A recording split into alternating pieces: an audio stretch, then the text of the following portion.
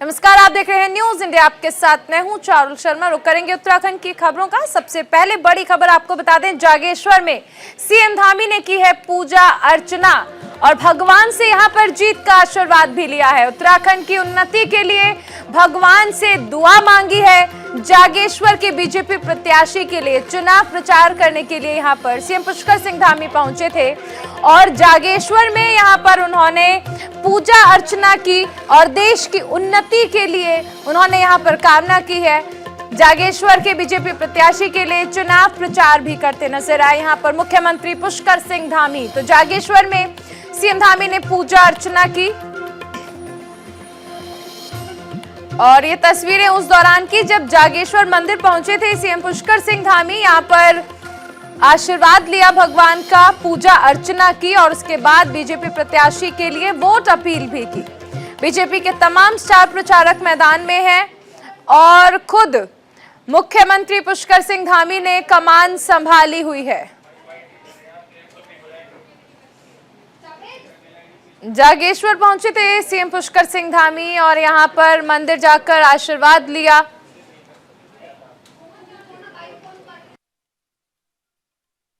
जागेश्वर धाम में बाबा से प्रार्थना की है कि सारे कार्य निर्विघ्न रूप से जो है हमारे पूरे हों और ये चुनाव जो महापर्व चल रहा है लोकतंत्र का, सभी लोग जो है इसमें ठीक प्रकार से भाग ले पाए, अच्छी सरकार बने और महामारी पर भी कंट्रोल है, पूरे प्रदेश की समृद्धि हो, प्रदेश की तरक्की हो, सभी लोग निरोगी हों, स्वस्थ हों। ये भगवान से प्रार्थना की, उनका आशीर्वाद लें। हमारे साथ संवाददाता रोहित विक्रम सिंह और संजय पुंडीर जुड़े हुए हैं। संजय, सबसे पहले आपके पास आना चाहेंगे। लगातार देखा जा रहा है कि तमाम स्टार प्रचारक जो हैं वो मैदान में उतर चुके हैं और बीजेपी के पक्ष में वोट अपील कर रहे हैं। तौर पर अब भारतीय जनता पार्टी पूरी तरीके से मिशन उत्तराखंड की तैयारी में लग गई है। हालांकि आपने बीते दिनों भी देखा है कि जिस तरह से भारतीय जनता पार्टी ने अपने 30 स्टार प्रचारकों की सूची जारी की है, अब एक के बाद एक मैदान में उतरकर अपने प्रत्याशी के हित में वोट मांग रहे हैं। और आज सुबह जिस तरीके से आपने देखा है कि खुद मुख्यमंत्री पुष्कर सिंह धामी जागेश्वर पहुंचे और वहां के प्रत्याशी के लिए वोट मांगी और सबसे पहले मुख्यमंत्री ने जागेश्वर पहुंचकर वहां भगवान भोलेनाथ का आशीर्वाद लिया है। उसके बाद डोर टू डोर कैंपेन में भाग लिया है। साफ कहा जा सकता है कि जिस तरह से मुख्यमंत्री पुष्कर सिंह धामी का कार्यकाल रहा है, हालांकि 5 सालों में जो कार्य किए हैं भारतीय जनता पार्टी ने, उन सबको बताकर अब कहीं ना कहीं मिशन उत्तराखंड की तैयारी में लग गई है।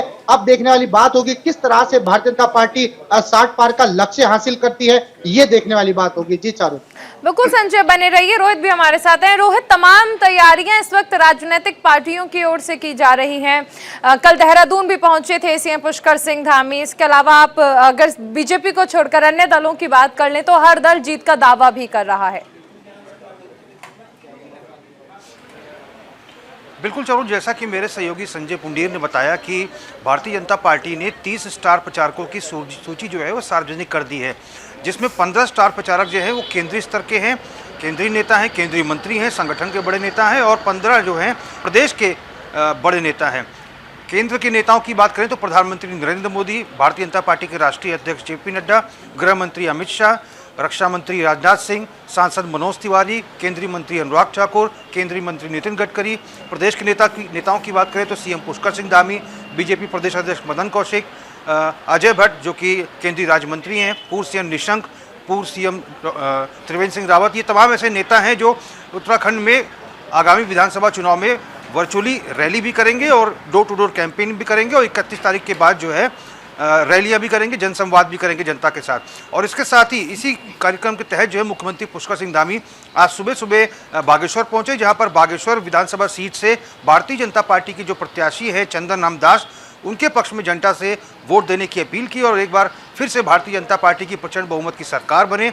इसके तहत डोर टू डोर जनता से उन्होंने संवाद स्थापित किया और भारतीय जनता पार्टी के तमाम जो क्षेत्रीय पदाधिकारी हैं बागेश्वर के, उनको जीत का मंत्र दिया। उसके बाद अल्मोड़ा के जागेश्वर पहुंचे मुख्यमंत्री पुष्कर सिंह धामी, जहां पर भोलेनाथ की पूजा अर्चना की और उसके बाद डोर टू डोर कैंपेन किया, पार्टी के पदाधिकारियों को जीत का मंत्र दिया। और अब से कुछ ही देर बाद अल्मोड़ा जिले में ही द्वारहाट विधानसभा सीट से जो भारतीय जनता पार्टी के जो प्रत्याशी है अनिल शाही, उनके पक्ष में मुख्यमंत्री Pushkar Singh Dhami door to door चुनाव प्रचार करेंगे और जनता से बीजेपी की सरकार बनाने की अपील करेंगे। 5 साल के जो विकास कार्य है प्रदेश सरकार के, उनको जनता के समक्ष रखा जा रहा है। अनुकूल परिस्थितियों का हवाला भी मुख्यमंत्री के द्वारा दिया जा रहा है। 1 लाख करोड़ की योजनाओं पर पिछले 5 साल में केंद्र सरकार की मदद से काम हो रहा है और जो जिस तरह से व्यापारिक वर्ग के लिए दिल्ली देहरादून इकोनॉमिक कॉरिडोर और किसानों के लिए जो ये कॉरिडोर का शिलान्यास प्रधानमंत्री मोदी ने किया है, जिसकी लागत 8,600 करोड़ है, इन तमाम विषयों को है जनता के समक्ष रखने का प्रयास किया जा रहा है। उसके साथ चारुल, मुख्यमंत्री पुष्कर सिंह धामी लगातार देहरादून में 2 से 3 वर्चुअल जनसभाएं भी कर रहे हैं।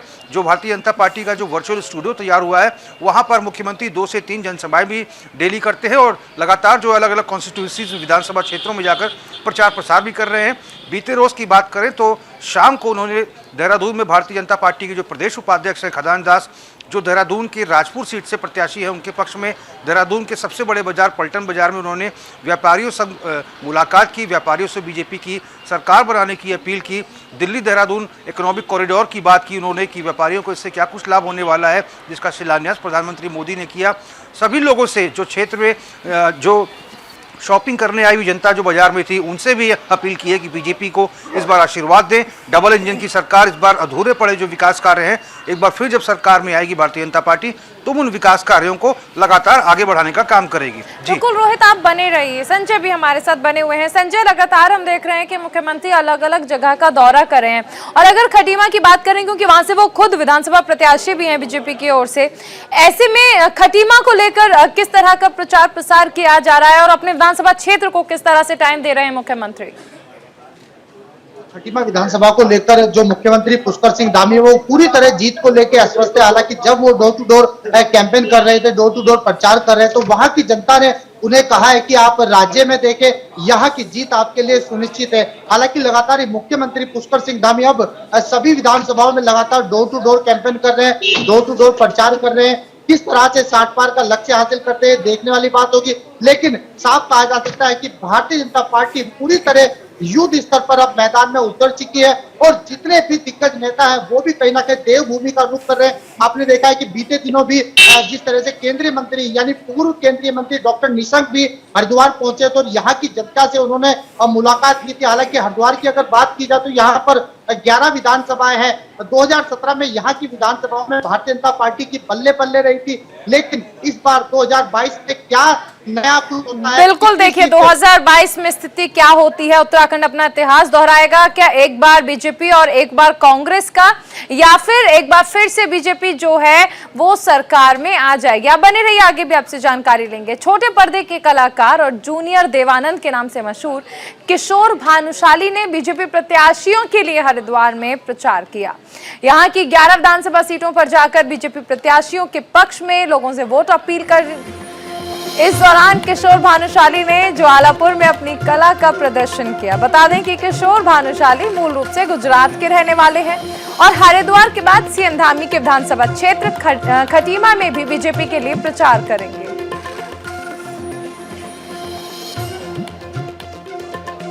तो किशोर भानुशाली बीजेपी प्रत्याशियों के लिए वोट मांग रहे हैं, सीएम धामी के लिए भी वो वोट अपील करेंगे।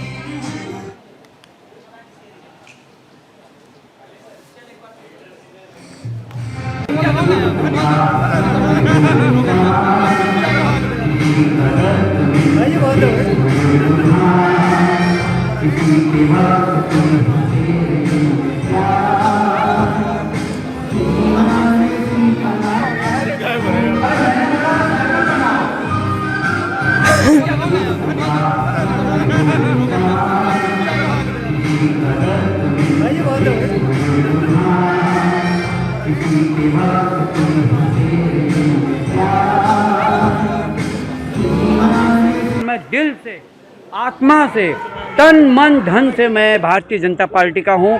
मैं 1980 जब से नींव पड़ी थी भारतीय जनता पार्टी की, तब से मैं इसके साथ जुड़ा हुआ हूँ। मैं दिल से मैं नरेंद्र मोदी जी का तो भक्त हूँ, मैं नहीं बल्कि सभी लोग भक्त हैं, पूरी दुनिया भक्त है उनकी। मैं इसके विकास के लिए तन मन धन के साथ में मैं जिंदगी भर मैं भारतीय जनता पार्टी के साथ में रहूँगा। और यहाँ कौशिक जी हैं, अपने मदन कौशिक जी, उनके साथ में हूँ। बस मैं यही चाहता हूँ कि जो सच्ची पार्टी है, जो देश का विकास चाहती है, 370 किसने हटाया? भारतीय जनता पार्टी ने। इतने सालों से वो राम मंदिर, कितनी सारी चीजें, देश का विकास, कितना विकास हुआ इन दिनों में। केदारनाथ का आप जितने, हाँ गिनाइए आप, तो ये सब भारतीय जनता पार्टी के इसमें ही हुआ है, नहीं तो किसी की ताकत नहीं रही है करना। 500 साल से वो पेंडिंग पड़ा हुआ था, वो अभी निपटा है वो केस। और अभी काला धन जो है वो भी आएगा, जरूर आएगा। मतलब जितनी बुराइयां हैं वो सब हट जाएंगी, और भारतीय जनता पार्टी है जो सच्ची एक पार्टी है, जो देश का विकास चाहती है। बिल्कुल, तो किशोर भानुशाली का कहना है कि वो लगातार बीजेपी के लिए प्रचार करते आए हैं और आने वाले वक्त में भी प्रचार करेंगे, और इसी कड़ी में वो खटीमा भी जाएंगे, जहां मुख्यमंत्री पुष्कर सिंह धामी के पक्ष में वोट अपील करेंगे। हमारे साथ संजय पुंडीर बने हुए हैं। संजय, किशोर भानुशाली लगातार बीजेपी के लिए प्रचार करते आए हैं और अब खटीमा जाने का प्रोग्राम भी उन्होंने अपना बताया है कि किस तरह वहां पर जाकर भी वो मुख्यमंत्री के पक्ष में वोट अपील करेंगे। निश्चित तौर पर अब नामांकन की प्रक्रिया सभी राजनीतिक दलों की पूरी हो गई है। अब भारतीय जनता पार्टी के साथ साथ सभी दलों का जो फोकस है वो कहीं ना कहीं प्रचार प्रसार पर है, और आपने देखा है कि किस तरह हरिद्वार में प्रचार प्रसार करने के नए नए अनोखे तरीके देखने को मिले, और किशोर भानुशाली खुद बीजेपी के पक्ष में वोट मांगते दिखे। हालांकि जूनियर देवानंद भी इनको कहा जाता है, तो साफ कहा जा सकता है कि अब भारतीय जनता पार्टी पूरा जोर अपना प्रचार प्रसार में दे रही है। हालांकि यहाँ के बाद अब किशोर भानुशाली खटीमा भी पहुंचेंगे और वहां खुद मुख्यमंत्री पुष्कर सिंह धामी वहां से भारतीय जनता पार्टी के प्रत्याशी, तो साफ कहा जा सकता है कि अब जो पूरा जोर है वो कहीं ना कहीं प्रचार प्रसार पर है। अब देखने वाली बात हो कि मिशन उत्तराखंड को किस तरह हासिल करती है भारतीय जनता पार्टी, लेकिन हम जब ग्राउंड जीरो पर जाते हैं तो कहीं ना कहीं साफ देखा जा सकता है कि अन्य दलों से कहीं ज्यादा जो तैयारी है वो पूरी तरह भारतीय जनता पार्टी की दिखाई दे रही है। जी बिल्कुल संजय, आप बने रहिए, आगे भी आपसे जानकारी ली जाएगी। उधर उत्तराखंड बीजेपी 2 फरवरी को जारी करेगी अपना संकल्प पत्र। एक और बड़ी खबर आपको बता दें, उत्तराखंड बीजेपी 2 फरवरी को अपना संकल्प पत्र जारी करेगी।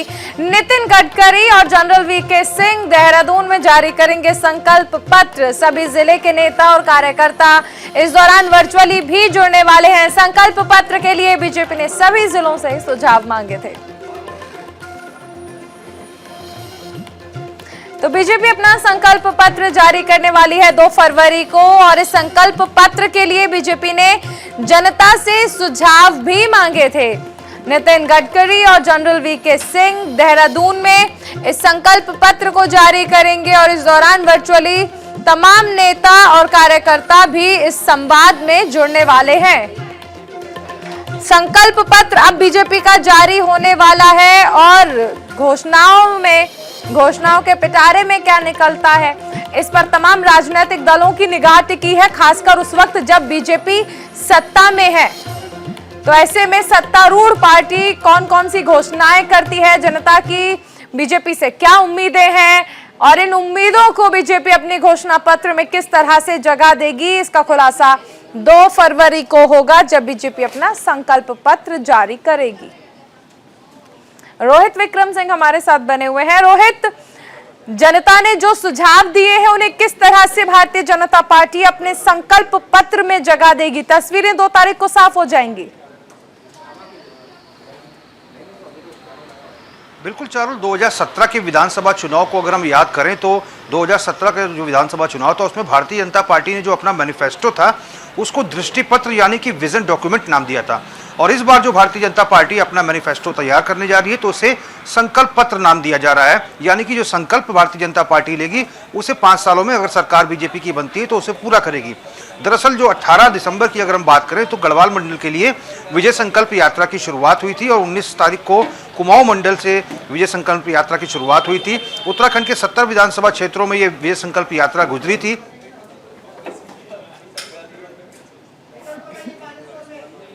रोहित, आप बने रहिए, ये तस्वीरें बागेश्वर से हम दिखा रहे हैं। मुख्यमंत्री पुष्कर सिंह धामी पहुंच चुके हैं, कार्यकर्ता उनका यहां स्वागत कर रहे हैं, और फूलों से पुष्प वर्षा की जा रही है मुख्यमंत्री पुष्कर सिंह धामी के स्वागत के लिए। चुनाव प्रचार में सीएम पुष्कर सिंह धामी लगातार बने हुए हैं, और यहां पर वो बागेश्वर पहुंचे हैं, और ये सीधी तस्वीरें आप देख सकते हैं किस तरह उनका स्वागत किया जा रहा है।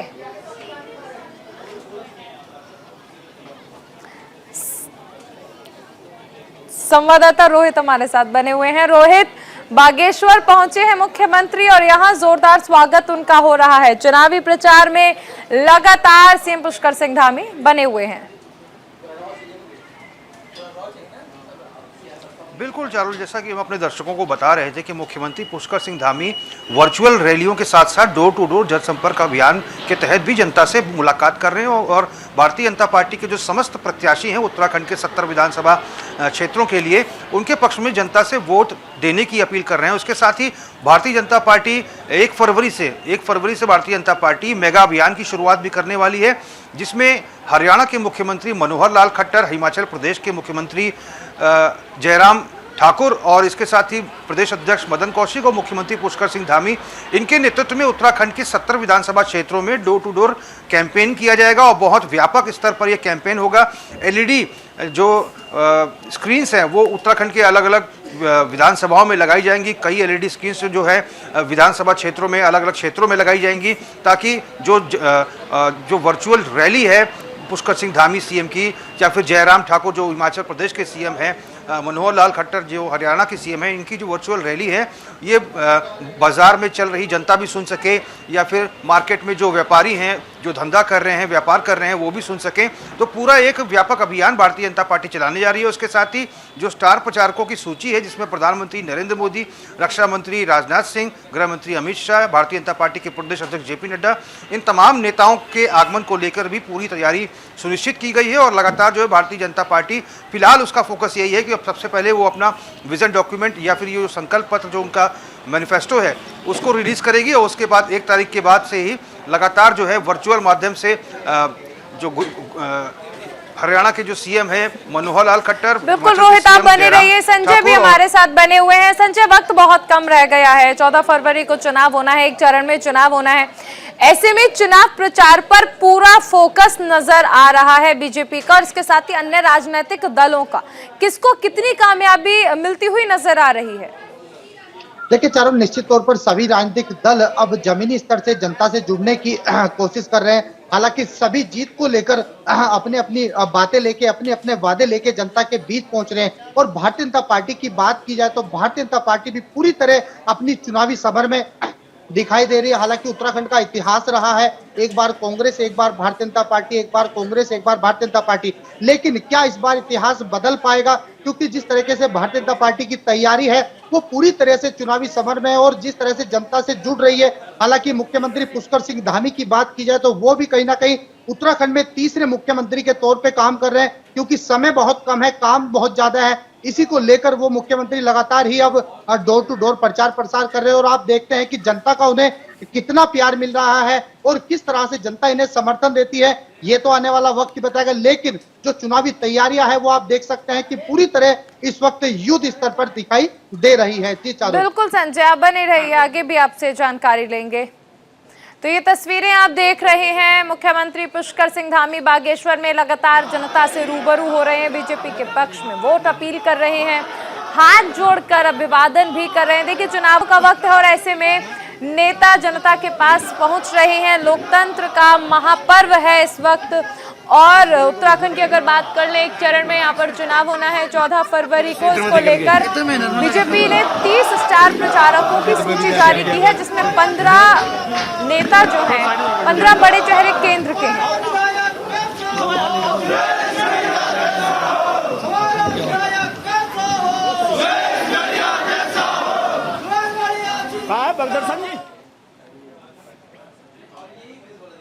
हरिद्वार की खानपुर सीट पर चुनाव प्रचार तेज हो गया है। बीजेपी प्रत्याशी रानी देवयानी सिंह ने जनसंपर्क किया है।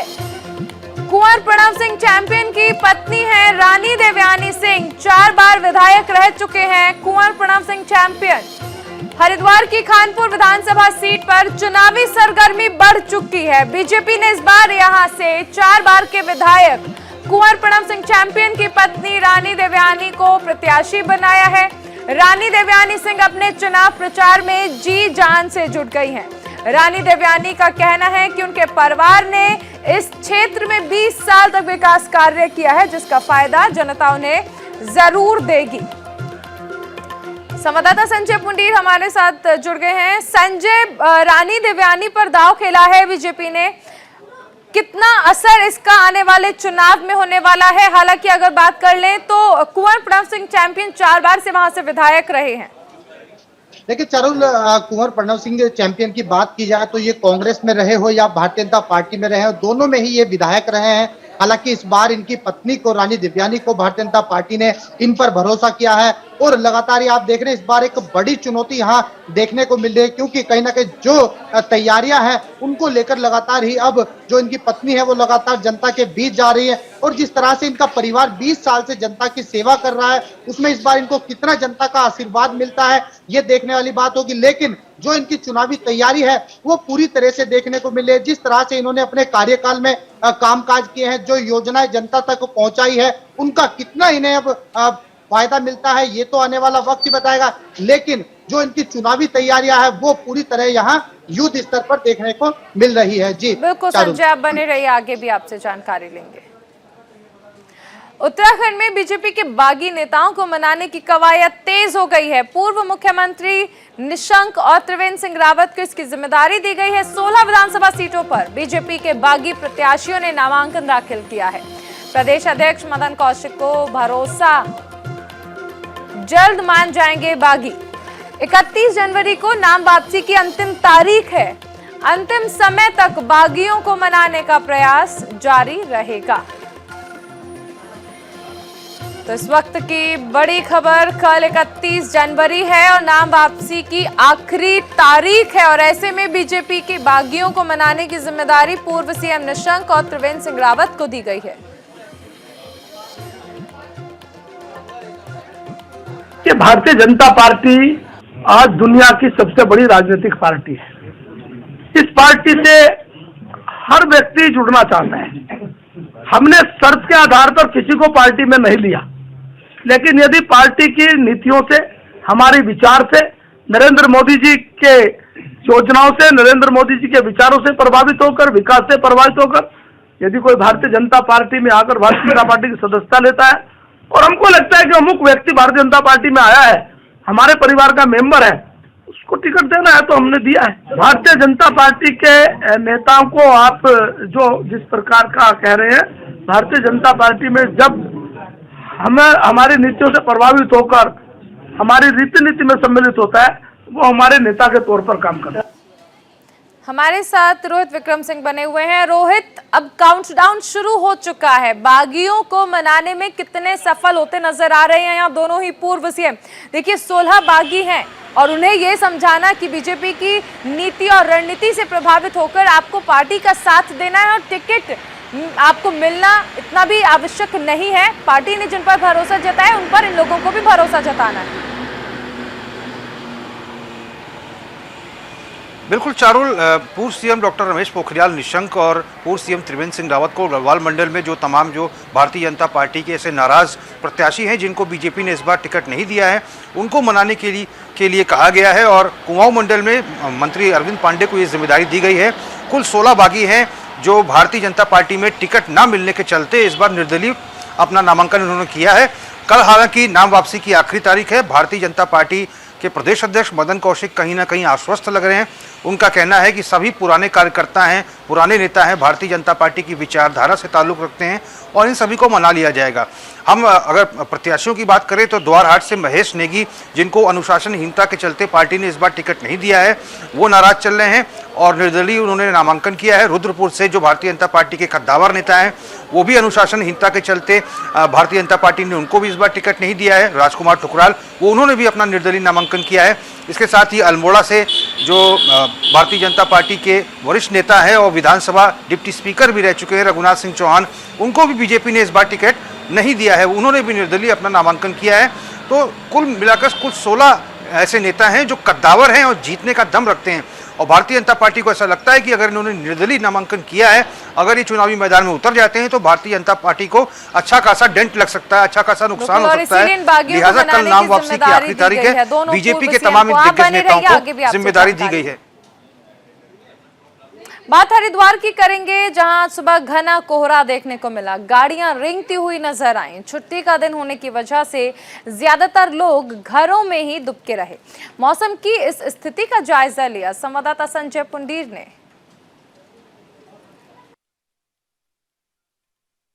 उत्तराखंड के पहाड़ों में जहां एक और लगातार बर्फबारी हो रही है, तो वहीं उत्तराखंड के मैदानी जिलों में लगातार बढ़ती ठंड ने लोगों का जीना मुहाल कर दिया है। इस वक्त हम मौजूद है धर्मनगरी हरिद्वार में और यहाँ की तस्वीर हम आपको दिखाएंगे कि बढ़ती ठंड के कारण लोग किस तरह अलाव का सहारा ले रहे हैं। हालांकि स्थानीय दुकानदारों पर क्या प्रभाव पड़ रहा है, इस पर भी उनकी राय लेंगे कि कितना प्रभाव ठंड का पड़ रहा है। जी क्या नाम है? गरीब आदमी आग का सहारा ले रहा है। कितना फर्क पड़ रहा है ठंड का? बहुत ज्यादा फर्क पड़ रहा है। काम काज का क्या हाल है? काम काज का भी बिल्कुल बंद ही हो रहा है काम। क्या कहें, प्रशासन को कुछ करना चाहिए अलाव के लिए? कुछ अलाव के व्यवस्था लिए करनी करना चाहिए। गरीब आदमी के लिए, गरीब तो जाता है काम पर, जब भी वहाँ से छुट्टी हो जाती है काम नहीं है तो बताओ गरीब आदमी क्या करेगा। और भी लोग हमारे साथ है, स्थानीय युवा। क्या नाम है जी आपका? मुन्ना तिवारी। क्या लगता है ठंड को लेकर कितना प्रभाव है जीवन? बहुत प्रभाव है जी, जिंदगी में प्रभाव है। काम धाम पे असर पड़ा है, रोजगार पे असर पड़ा है जी। बहुत दिक्कत होती है, बहुत समस्या है। गवर्नमेंट को ध्यान देने चाहिए, बिल्कुल ध्यान नहीं देती। उत्तराखंड पे देनी चाहिए ध्यान। बचने के लिए क्या तरह करें ठंड से? आग जला रखे, देखो जी, आग जला रखे हम लोग, हर जगह आग जल रही है। अपने लकड़ी लगाते हैं जी दुकानदार। गवर्नमेंट कहीं पहले छोड़ती भी थी लकड़ी, अब छोड़ती भी नहीं है कहीं जगह। तो कहीं ना कहीं जब लोगों से हम बात करते हैं तो साफ तौर पर इनका कहना है कि प्रशासन को, जनप्रतिनिधि को कुछ ना कुछ जनता के लिए करना चाहिए। हालांकि और भी लोग हमारे साथ हैं, इनसे बात करें। क्या है हाल, क्या हालात है? हाल बहुत बुरा है। ठंड की वजह से काफ़ी दिक्कतों का सामना करना पड़ता है लोगों को। और जैसे कि जो लोग गरीब लोग हैं उनको बहुत ज़्यादा दिक्कतों का सामना करना पड़ता है। तो आग का सहारा लेना पड़ रहा है। मैं बाइक से जा रहा था तो ठंड काफ़ी ज़्यादा लगी तो मैं उतर के हाथ सेकने लगा। तो ये थे हमारे साथ स्थानीय युवा। साफ तौर पर इनका कहना है कि प्रशासन को इस ओर ध्यान देना चाहिए। अपने सहयोगी के साथ मैं संजय पुंडीर, न्यूज़ इंडिया, हरिद्वार। अभी रुकेंगे एक छोटे से ब्रेक के लिए। आप बने रहिए न्यूज़ इंडिया के साथ।